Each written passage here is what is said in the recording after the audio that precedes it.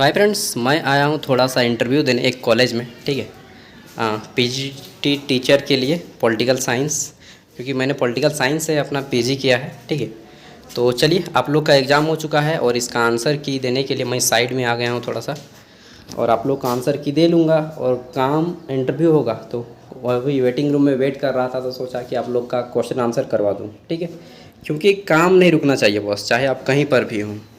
चलिए देखते हैं क्वेश्चन आंसर जो आज के एग्ज़ाम में हुआ, मैच करते चलिएगा। ठीक है, सबसे पहला यहाँ पे Kolhan university Chaibasa semester 2 English क्या था, इंग्लिश कंपोजिशन ना। तो इस पर क्या आया है ऐसी पेपर सेट 1 में। सबसे पहले देखिए, मैंने बताया था कि 25 में एग्ज़ाम हो रहा है आपका, लेकिन इन लोग 24 लिख रहा है। अपनी गलती को छिपा रहा है यूनिवर्सिटी। एग्ज़ाम लेने का था 24 का, लेकिन ले रहा है 25 में। 23-27 सेशन, टाइमिंग 2 आवर रहेगा और फुल मार्क्स से 50। पास करने के लिए 20 नंबर लाना होगा।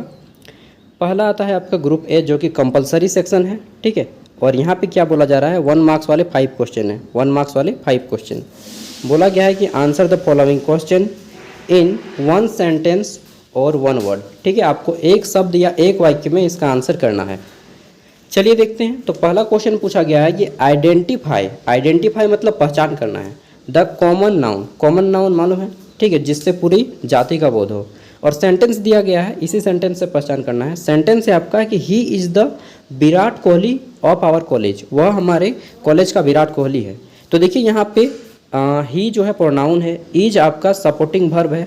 ठीक है, द आर्टिकल है, विराट कोहली आपका नाउन है, लेकिन कैसा नाउन है, यह व्यक्तिवाचक संज्ञा है। इंग्लिश में बोले तो प्रॉपर नाउन है। ठीक है, उसके बाद ये जो कॉलेज है ये भी हमारा नाउन है, लेकिन कॉलेज कैसा नाउन है, ये कॉमन नाउन है। और यहाँ पे यही पूछा गया है कि कॉमन नाउन कौन सा है, तो कॉलेज हमारा राइट आंसर हो जाएगा कि college is the common noun in this sentence.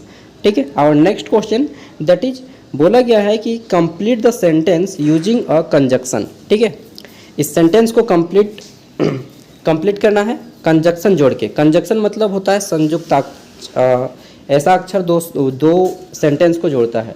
तो बोला गया है कि Atul was very angry, Atul जो है बहुत गुस्से में है। ठीक है, Atul was very angry dash he did not argue, लेकिन यहाँ पे बट आएगा। ठीक है, अगर हम बट जोड़ेंगे तो बट इसको भरना था कि अतुल बहुत गुस्से में है, लेकिन वह बहस नहीं किया। किसके साथ, किसी के भी साथ हो, बट। ठीक है, तो Atul was very angry but he did not argue, तो यहाँ पे हम बट भरेंगे तो हमारा सेंटेंस कंप्लीट हो जाएगा। ठीक है, बट आएगा BUT, बट मीन्स लेकिन। ठीक है, नेक्स्ट है हमारा सी नंबर। इसमें पूछा गया है कि give an example of simple sentence using the pronoun it. ठीक है, क्या बोला गया है कि गिव एन एग्जाम्पल, एक उदाहरण देना है और जिसमें आपको इट का प्रयोग करना है। इट जो निर्जीव वस्तु के लिए प्रयोग किया जाता है। इट जैसे हम लोग बोल सकते हैं कि इट इज़ गुड, ठीक है, अच्छा है। It is good, it is bad, बुरा है। इट इज़ रनिंग, यह दौड़ रहा है। ठीक है, उसके बाद बोल सकते हैं कि इट इज़, कुछ भी बोल सकते हैं यार, it is bad, it is good, it is running. ठीक है, इट इज़ वर्किंग, काम कर रहा है, बस ऐसा ही। तो आप किसी को एक सेंटेंस लिख दिए होंगे तो आपका हो जाएगा। फिर है हमारा डी नंबर कि आइडेंटिफाई द एडवर्ब। एडवर्ब यहाँ पे चुनना है आपको। एडवर्ब मतलब क्रिया की विशेषता बताने वाला को, क्रिया विशेषण को हम लोग एडवर्ब बोलते हैं इंग्लिश में। ठीक है, क्वेश्चन है the apple are almost red, जो एप्पल हैं, सेब हैं, वो लगभग लाल हैं। तो देखिए यहाँ पे द हमारा आर्टिकल है। ठीक है, एप्पल हमारा नाउन है, आर जो है हमारा क्या है, तो हेल्पिंग वर्ब है। ऑलमोस्ट क्या है, ऑलमोस्ट है हमारा यहाँ पे एडवर्ब। और रेड क्या है, तो रेड है हमारा विशेषण यानी कि एडजेक्टिव है। तो यहाँ पे क्या पूछा गया है, एडवर्ब, और एडवर्ब क्या है हमारा, ऑलमोस्ट।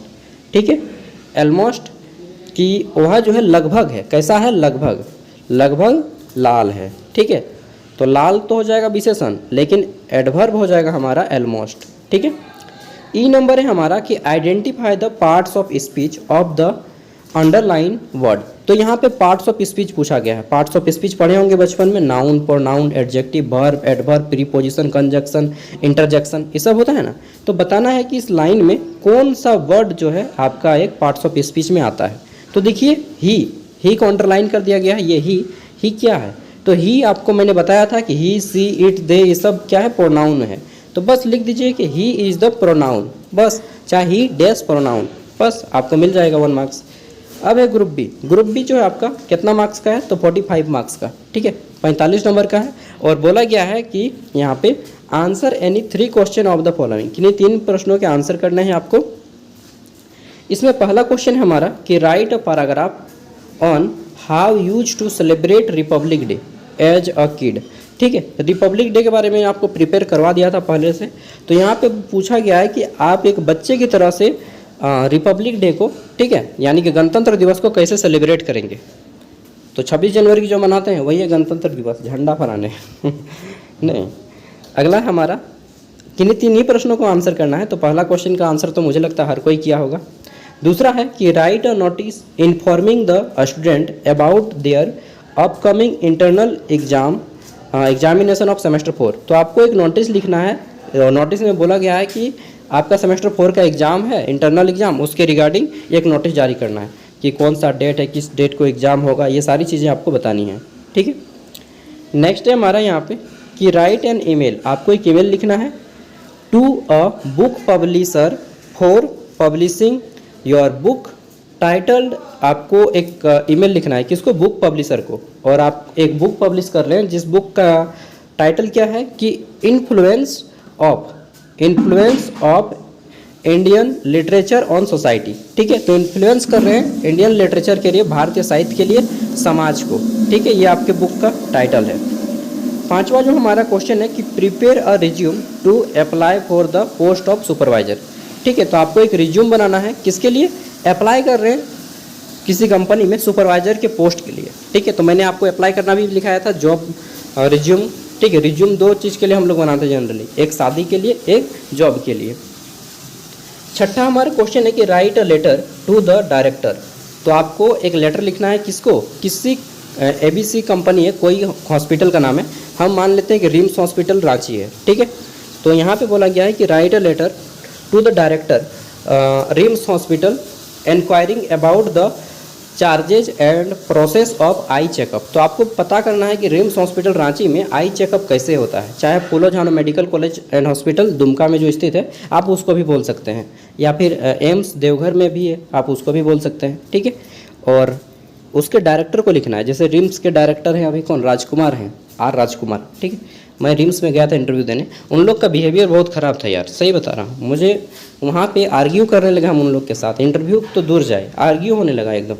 यार इंटरव्यू कम से कम ठीक से पूछ लो चलिए जो भी है, तो इस तरह से आपका एग्ज़ाम कंप्लीट होता है। और अब हम आप लोग के साथ मिलेंगे सेमेस्टर 3 में, बीच बीच में आप लोग का वीडियो आते रहेगा, ठीक है। देखिए अगर आपको लगता है कि हमारे दिए गए कंटेंट से आपकी हेल्प होती तो आप इसमें 10 रुपया पे कर सकते हैं। बाकी all the best for your next semester, bye.